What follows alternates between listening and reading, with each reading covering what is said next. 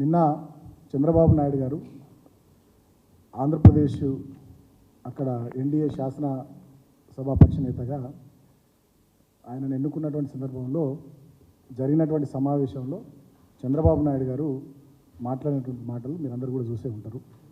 ఆయన ఏమంటారంటే, ఆనాడు 2014లో అప్పుడు ఆంధ్రప్రదేశ్ ముఖ్యమంత్రిగా ఆయన ప్రమాణ స్వీకారం చేయాలంటే ఆనాడు ప్రధానమంత్రి అయినటువంటి నరేంద్ర మోడీ గారు 7 మండలాలు, తెలంగాణ రాష్ట్రంలోని ఉమ్మడి ఖమ్మం జిల్లాలోని 7 మండలాలు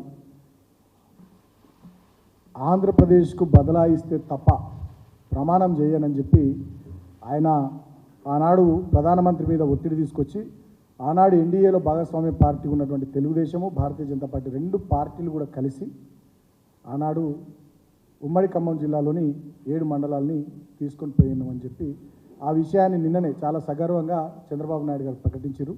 ఆయన మాట్లాడినటువంటి వీడియోని నేను ఒకసారి ప్లే చేస్తాను మీకోసం.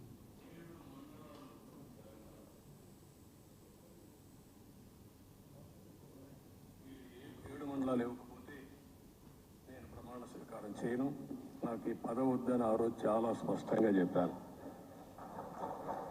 ఇది ఎప్పుడు కూడా చరిత్రలో ఎప్పుడు జరగని విషయం.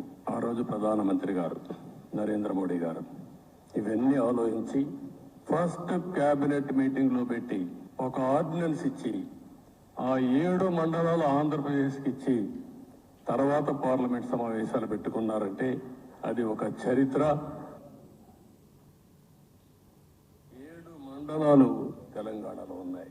మీరు 7 మండలాలు ఇవ్వకపోతే నేను ప్రమాణ స్వీకారం చేయను, నాకు ఈ పదవి వద్దని ఆ రోజు చాలా స్పష్టంగా చెప్పాను.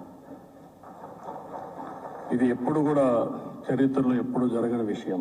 ఆ రోజు ప్రధానమంత్రి గారు నరేంద్ర మోడీ గారు ఇవన్నీ ఆలోచించి ఫస్ట్ క్యాబినెట్ మీటింగ్లో పెట్టి ఒక ఆర్డినెన్స్ ఇచ్చి ఆ 7 మండలాలు ఆంధ్రప్రదేశ్కి ఇచ్చి తర్వాత పార్లమెంట్ సమావేశాలు పెట్టుకున్నారంటే అది ఒక చరిత్ర. దీన్ని బట్టి చాలా స్పష్టంగా మళ్ళొక్కసారి ప్రజలందరూ కూడా తెలంగాణ సమాజానికి కొన్ని విషయాలు చెప్పాలని చెప్పి ఈ ప్రెస్ కాన్ఫరెన్స్ పెడతా ఉన్నాం.